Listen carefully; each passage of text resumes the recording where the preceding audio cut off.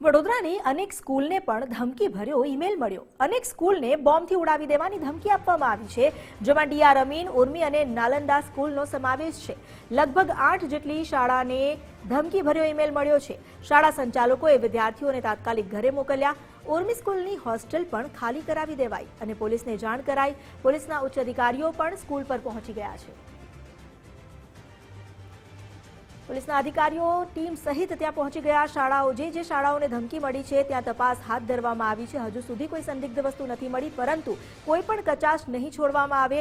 જે 8 જેટલી સ્કૂલોને ધમકી ભર્યો ઈમેલ મળ્યો છે તેને જોતા તમામ સ્કૂલમાં તપાસ હાથ ધરવામાં આવી છે। વિદ્યાર્થીઓની સુરક્ષાને ધ્યાને રાખીને તેમને તાત્કાલિક પરત મોકલાયા હતા।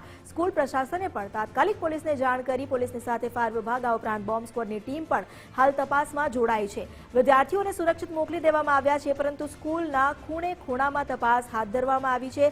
ઉર્મી સ્કૂલમાં તો હોસ્ટેલ પણ ખાલી કરાવી દેવાઈ। પોલીસ હાલ હોસ્ટેલમાં પણ તપાસમાં લાગી છે। પોલીસના ઉચ્ચ અધિકારીઓ પણ ઘટનાની ગંભીરતાને જોતા પહોંચી ગયા છે અને તપાસમાં જોડાયા છે।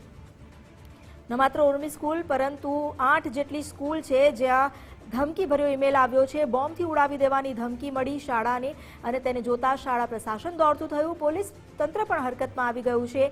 વડોદરાની જે સ્કૂલને ધમકી ભર્યો ઈમેલ મળ્યો ત્યાં 3 સ્કૂલમાં હાલ તપાસ શરૂ કરાઈ છે।